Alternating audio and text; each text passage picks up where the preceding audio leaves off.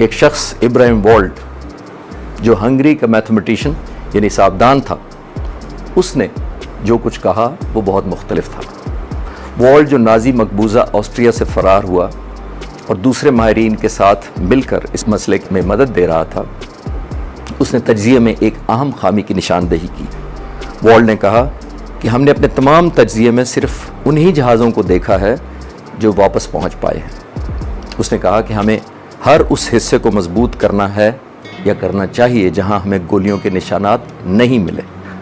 اس نے اپنی دلیل کے حق میں یہ وضاحت دی کہ یہ طیارے جو دشمن کی گولیاں لگنے کے باوجود واپس پہنچنے میں کامیاب ہوئے، اس کا مطلب یہ ہے کہ جہاز کے ان حصوں کی ساخت پہلے ہی اتنی مضبوط ہے کہ وہ ان گولیوں کے لگنے کے باوجود جہاز پرواز کے قابل رہا۔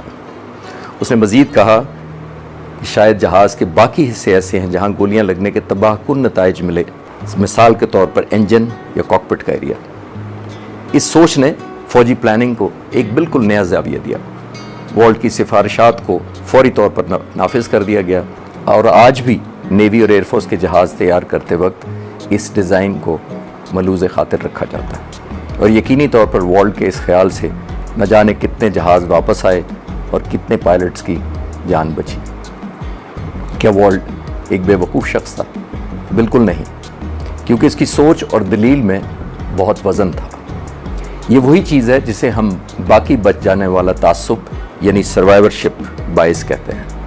والٹ کے علاوہ تمام لوگ صرف ان جہازوں سے حاصل ہونے والے ڈیٹے پر انحصار کر رہے تھے جو بخیریت واپس لینڈ کرنے میں کامیاب ہو گئے، اور وہ ان تمام جہازوں کا ڈیٹا اپنی تحقیق میں شامل نہیں کر رہے تھے جن کو زیادہ خطرناک حصوں پر گولیاں لگی اور وہ جہاز پرواز کے قابل نہ رہے اور تباہ ہو گئے، بلکہ واپس آ کر اس تحقیق میں اپنا حصہ بھی نہ ڈال سکے۔